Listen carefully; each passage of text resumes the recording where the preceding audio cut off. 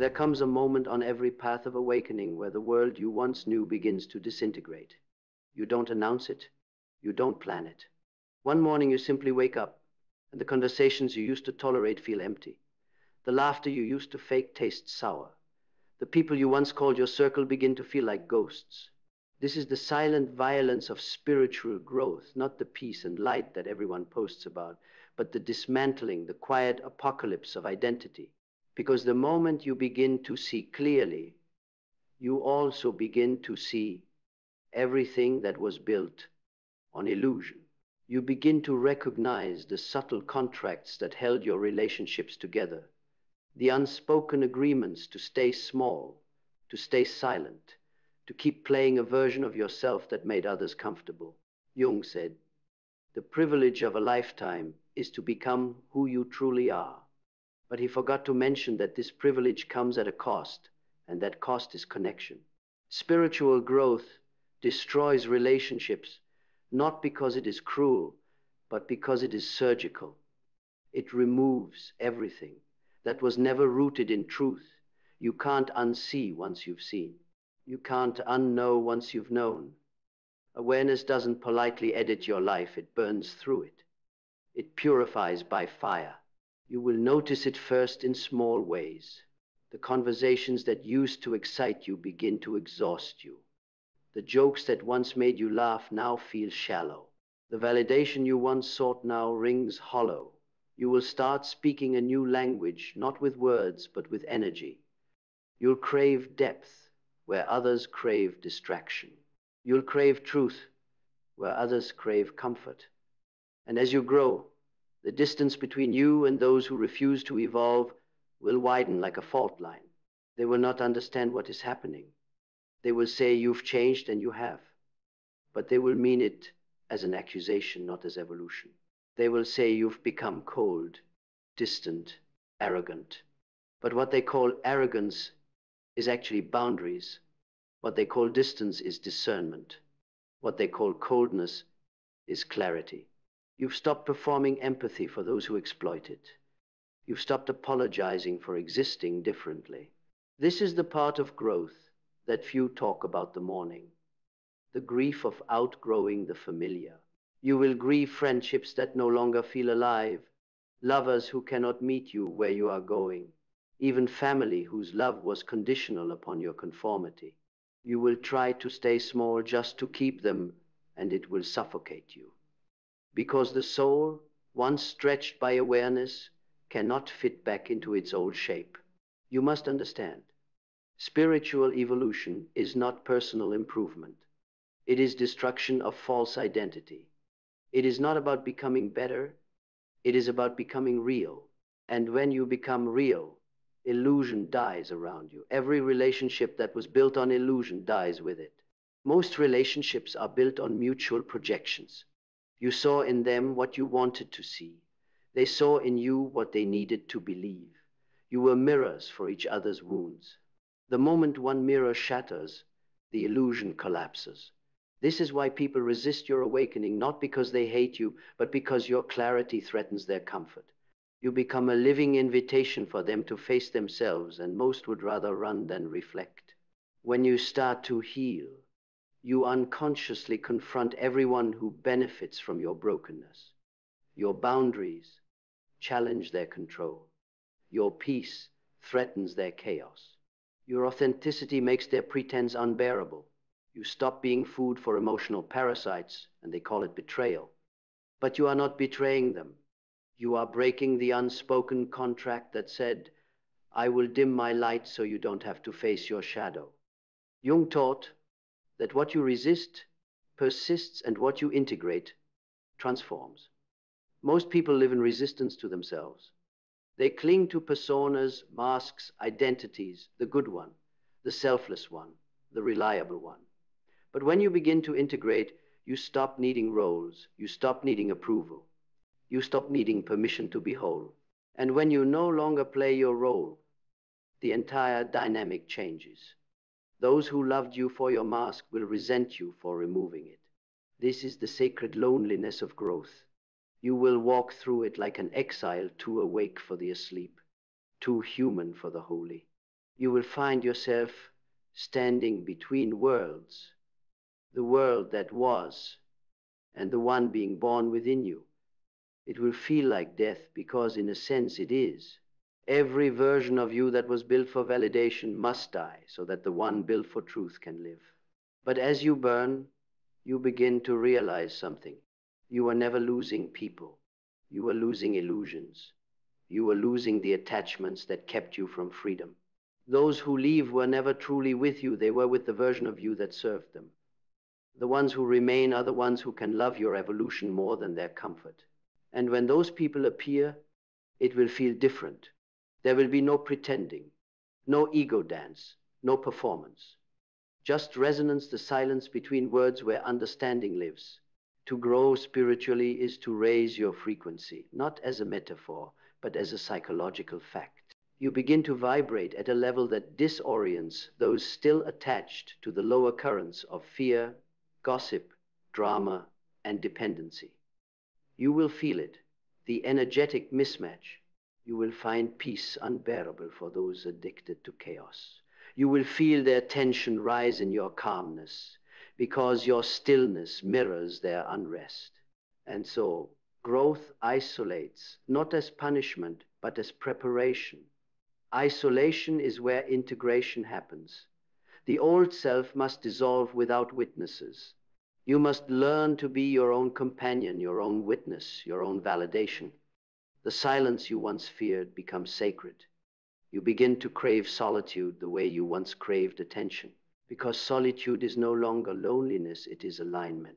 Jung would call this individuation, the process of separating from the collective psyche to become a self. Most never do. They fear rejection more than they fear stagnation. But for those who walk this path, the reward is sovereignty. You stop belonging to others and begin to belong to yourself. And from that belonging, you begin to love differently. Your love stops being transactional. It stops being need disguised as devotion. It becomes freedom, not the freedom to escape, but the freedom to see. You love without possession, without projection, without agenda. You love with eyes open. You love not because someone completes you, but because you no longer need to complete yourself through them. This kind of love is rare because it is grounded in consciousness, not emotion. And because it is rare, it will intimidate many. People will tell you that you've grown cold, that you've lost your heart, but you haven't lost your heart, you've lost your illusions about love. You've learned that compassion without boundaries is self-destruction. You've learned that forgiveness does not mean re-entry. You've learned that peace is not maintained through avoidance, but through authenticity. As you rise, life reorganizes. You will lose entire timelines, careers, friendships, dreams that no longer resonate. You will be tempted to look back, to mourn what could have been, but if you look closely, you will see that nothing real is ever lost. Only the false falls away. Everything that remains will be aligned with your new frequency. The people who enter your life after transformation will not drain you. They will expand you. Conversations will feed your soul, not your insecurity. Love will feel like freedom, not performance. And in time, you will realize that spiritual growth doesn't actually destroy relationships. It reveals them. It exposes which ones were rooted in truth and which ones were built on illusion. It shows you who was walking beside you and who was holding you back. It teaches you that endings are not failures, but completions. There will come a day when you stop mourning what left. You will look around and see that everything and everyone that remains is congruent with your evolution. You will understand that every departure was sacred choreography, every loss a recalibration. You were not being punished, you were being refined. And when you reach that point, you will stop asking, why did this person leave? And start asking, what version of me left with them?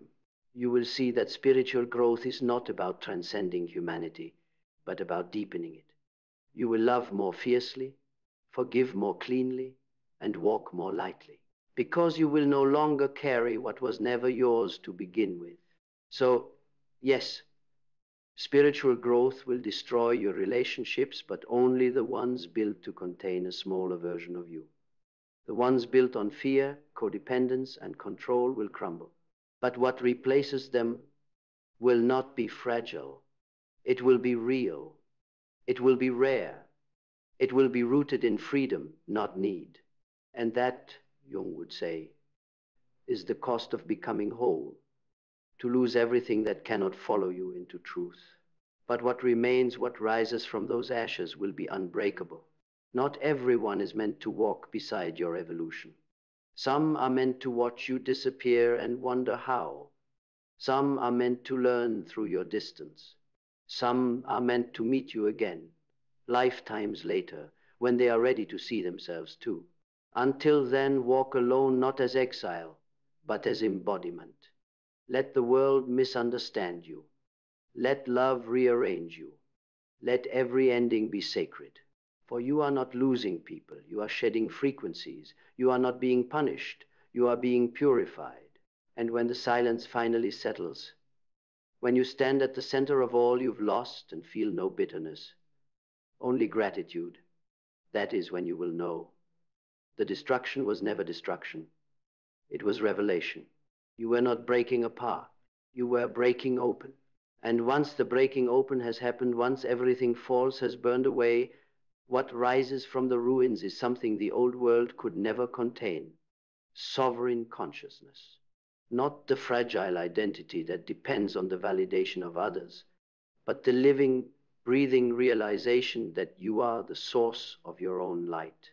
You start to feel it in your bones, the quiet pulse of power that doesn't come from dominance, but from alignment. The power of someone who has stopped seeking and started seeing. You don't chase understanding anymore. You radiate it. You no longer plead for connection.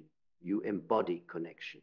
You've discovered the truth Jung spent a lifetime trying to describe, that the divine is not found in ascension, but in integration, in becoming fully human and fully conscious of it. At this point, your relationships begin to return, but they are no longer built on need. They are built on resonance. You no longer attract people who feed on your energy. You attract those who match it. You meet others who have also walked through their own fires, who no longer need to be rescued or idolized. Their love does not demand that you shrink, and yours does not demand that they change. This kind of connection is not fragile because it is rooted in truth, not fantasy. You will find that your presence now filters reality for you. Those who cannot meet your vibration will simply fade. Those who can will rise to meet you. It is not personal, it is physics. Your energy becomes a gatekeeper. You no longer need to cut people off, argue, or explain. The universe edits your circle with precision. This is not loss, this is refinement. With that refinement comes a deeper kind of peace, one that no longer depends on circumstance. Because spiritual maturity teaches you that peace is not the absence of conflict. It is the refusal to internalize it. You no longer need to protect your peace like something fragile. You realize that peace is your nature. It cannot be taken, only forgotten. And this realization changes the way you love. You stop loving as an exchange. You love as an emanation. Your love is no longer a plea for safety or belonging. It is an overflow of presence. It doesn't cling. It doesn't control. It doesn't demand a future. It simply is like gravity. The people who can hold that level of love will stay. Those who cannot will drift. Either way, nothing is lost.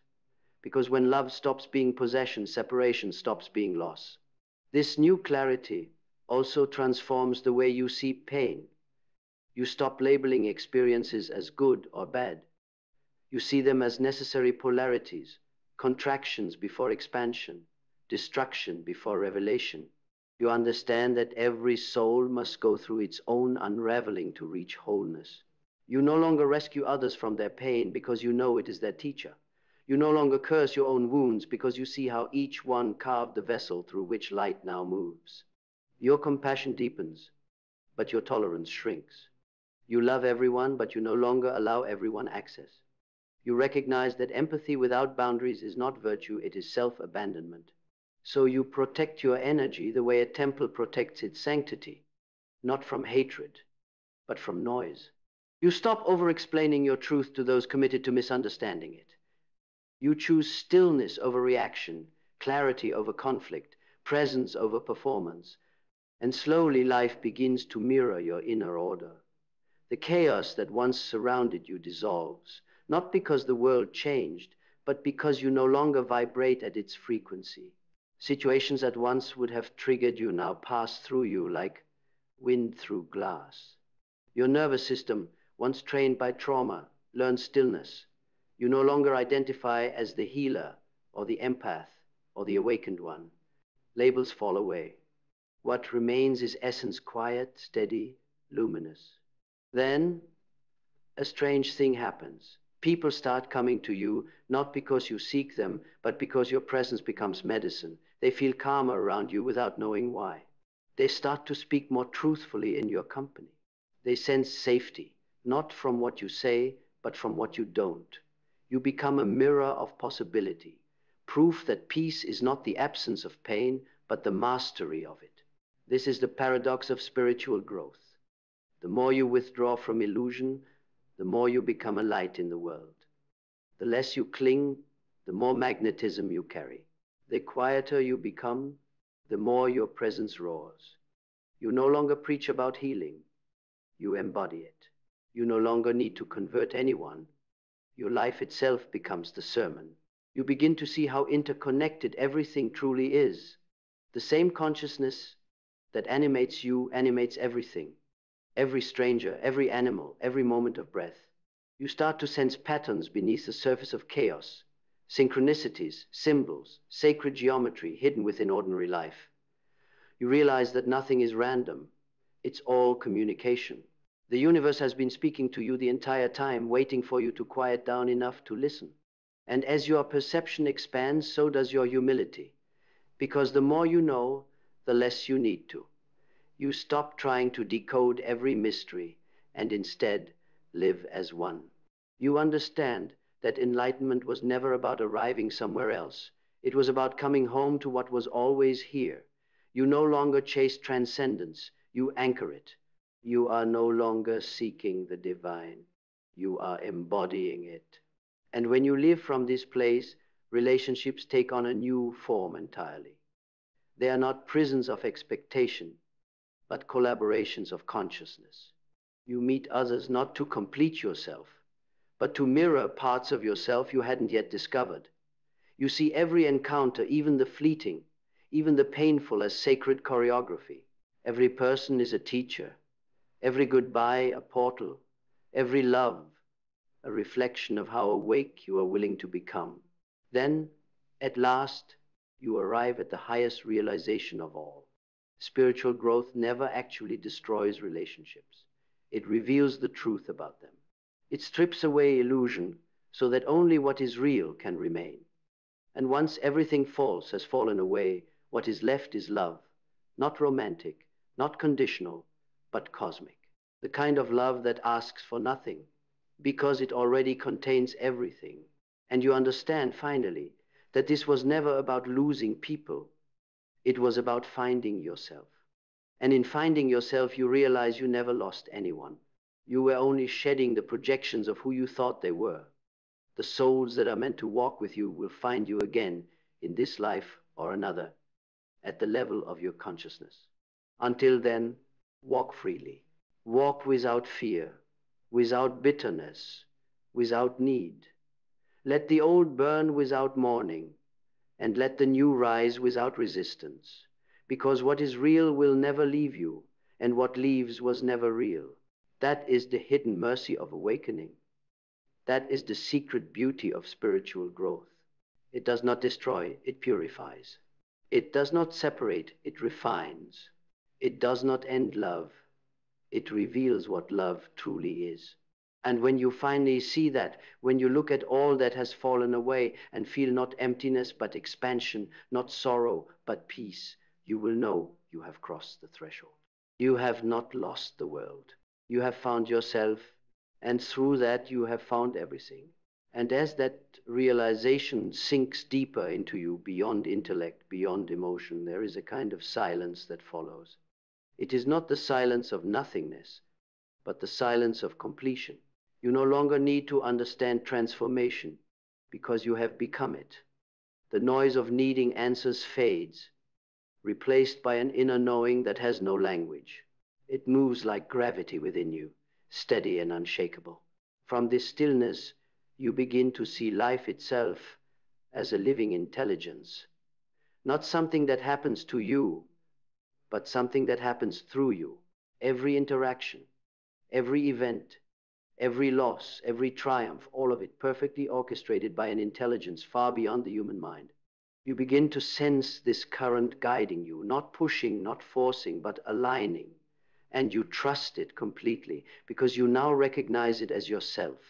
This trust becomes the foundation of your new existence. You no longer wrestle with control. You no longer cling to outcomes. You move with life instead of against it, like a sail that has finally learned how to catch the wind. The deeper your surrender, the more power flows through you, not as effort, but as inevitability. What you used to chase now finds you. What you used to force now unfolds naturally. This is the hidden power of surrender, the paradox that confuses the world. To the unawakened, surrender looks like weakness, but to the conscious, it is mastery. Because the one who has surrendered to the flow of life cannot be broken by it. They are the river and the current, the wind and the sail. They have transcended the illusion of separation, and in doing so, they have found infinite strength. And in this state, your perception of love deepens even further. You begin to see that love is not an emotion, not even a connection between people. It is the fundamental fabric of reality itself. It is the unseen force binding chaos into form, darkness into growth, endings into beginnings. Love is the intelligence that lives beneath pain, transforming it into wisdom. Love is not something you give. It is something you become when you stop resisting what is. This kind of love doesn't ask for reciprocation. It doesn't demand recognition. It doesn't measure or label. It simply flows from you, through you, into everything. You look at strangers and see reflections. You look at enemies and see teachers. You look at suffering and see evolution. And when you live from that space, you no longer fear heartbreak, because even heartbreak becomes an expression of love's depth. Your entire orientation to life changes. You are no longer searching for meaning because being has become meaningful. Every breath feels deliberate. Every sound feels sacred. Even the smallest moments, sunlight through a window, the rhythm of your heartbeat, the laughter of a stranger, begin to feel like holy reminders of the interconnectedness of everything. You realize that enlightenment was never a mountaintop. It was this: being fully alive, fully aware, fully here. And yet, this awareness does not make you detached. It makes you more human than ever. You cry deeper, you laugh fuller, you love wider. But there is no grasping in it anymore. Emotion flows through you like weather. You experience it completely, but you do not identify with it. You are the sky, not the storm. You have discovered the freedom of feeling without fear. This is what it truly means to evolve spiritually, not to escape the human experience, but to embody it consciously, to walk through the world aware of both its beauty and its brutality, and to remain open-hearted through it all. You do not float above pain, you walk through it with grace. You do not transcend humanity, you sanctify it. You do not seek heaven, you create it wherever you stand. And so your relationships, your work, your art, your presence, they all transform. You stop trying to help people because you understand there are no victims in the eyes of the soul. You stop trying to fix, to convince, to awaken. You simply live your truth, and through that you awaken others unconsciously. Presence becomes the most powerful form of teaching. Your silence begins to heal more than your words ever could. And soon you realize that this is what you were always meant to become. Not a savior, not a saint, but a conscious expression of existence itself. You are no longer a seeker, you are the sought. The light you were chasing was never out there. It was always emanating from within you, obscured only by the walls you built to feel safe. Now those walls are gone, and there is nothing left to defend. You start to notice that fear has lost its language, not because the world has become safe, but because you no longer measure safety in comfort. You understand that fear was only the echo of resistance, and when resistance ends, fear dissolves. You are no longer afraid to lose, because you know you cannot truly lose what you are. You are no longer afraid to die, because you have already died to illusion. And in this vast openness, something extraordinary begins to happen. Creation itself starts to collaborate with you. The universe begins to move in rhythm with your intention. Synchronicities multiply. Dreams manifest without force. Ideas arrive as downloads. The right people appear at the right time. You realize that reality is responsive, that consciousness, when aligned, commands form. But even in this power, you remain humble, because you know it's not you doing it. It's the universe expressing through you. You are no longer the author of life, you are its instrument. And in that surrender, you find a peace deeper than achievement, deeper than validation, deeper than understanding. The world may still see you as mysterious, distant, impossible to categorize, but you are no longer concerned with perception. You've stopped trying to be understood because you've understood yourself. You've stopped trying to be loved because you've become love itself. You've stopped trying to hold anything because you've realized that nothing was ever yours to hold. This is the quiet summit of spiritual growth, not an ending, but an arrival into presence. The full circle of evolution, from seeking to seeing, from breaking to becoming, from attachment to embodiment. You don't need to tell anyone you've reached it. You don't need to prove or display it. The proof is in your peace. The display is in your stillness. And from that stillness, you finally whisper not to the world, but to life itself. I trust you. And life, for the first time, whispers back, now we can begin. And from that whisper, life begins to move differently, not faster, not slower, but deeper. The currents that once dragged you under now carry you effortlessly forward. You no longer try to swim against the flow because you finally understand the river was never your enemy. The resistance was. You look around and the world no longer feels like a battlefield. It feels like a conversation between the visible and the unseen, the human and the eternal. You realize that everything and everyone you ever met was an aspect of your own evolution wearing a different face. Every conflict was a mirror. Every heartbreak was a key. Every loss was a door to more of yourself. This is where spiritual growth leads not to detachment, but to participation. You no longer stand outside of life, analyzing it from the mountain of awareness. You step back into it, but differently. You love, you work, you create, you serve, yet nothing owns you anymore. You are in the world, but no longer of it. You have mastered the paradox that Jung spoke of, to live fully human, yet fully conscious of the divine moving through you. People will feel this shift without knowing why. They will sense the stillness in your eyes, not emptiness, but infinity. They will sense the weightlessness of your presence, not indifference, but absolute peace. You become the calm center in a spinning world, not because you have escaped it, but because you have understood it. The pain that once shattered you now sits beside you as an old friend. The fear that once chased you now serves you as intuition. The solitude that once frightened you has become your cathedral.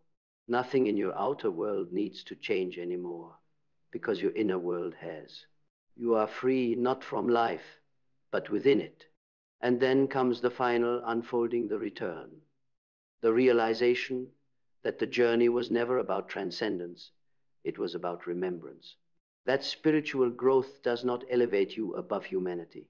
It roots you deeper into it. You begin to see God not in heavens or scriptures, but in faces, in gestures, in imperfection. You begin to feel the sacred pulse of existence in the simplest things. The flicker of a candle, the laughter of a child, the silence between words. This is what awakening truly means. Not floating in light, but walking through shadow with open eyes. Not escaping the world, but loving it fiercely because you understand its purpose. The world was never broken. It was fragmented consciousness learning to see itself again. And you, through every fall, every rise, every loss, every revelation, have become the bridge through which that remembering happens. You no longer ask life for guarantees. You no longer demand meaning. You are meaning.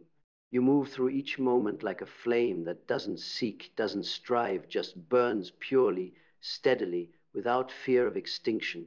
You have become what you were always meant to be, an embodiment of awareness, grounded in humility, radiant in truth.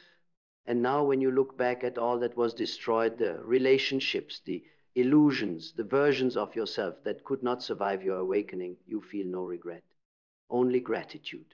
You see that nothing was ever taken from you. Every ending was a hand guiding you closer to this. Every heartbreak was a hammer shaping the vessel that could finally hold the infinite. This is the paradoxical gift of growth. It breaks you open only to fill you with something indestructible. You realize that spiritual evolution was never meant to protect you from pain. It was meant to reveal that pain and love were never separate. That the same force that wounds also awakens. And the same darkness that buried you also birthed you. So now you stand where the old world burned away, unguarded, unafraid, unbroken, not waiting for peace, but emanating it. You are no longer becoming. You are being. The search has ended because the seeker has dissolved. What remains is awareness vast, timeless, infinitely alive. And from that stillness, one final understanding dawns, the one that ends all seeking, all striving, all separation. Nothing real can ever be lost. Nothing true can ever be broken. And nothing eternal can ever end. You were never meant to keep the world. You were meant to remember that you are it. And in that remembrance, the journey, every loss, every rise, every revelation finally comes full circle. You close your eyes, inhale once, and smile. Because now, you know, you were never evolving toward light. You were becoming the light that was always there.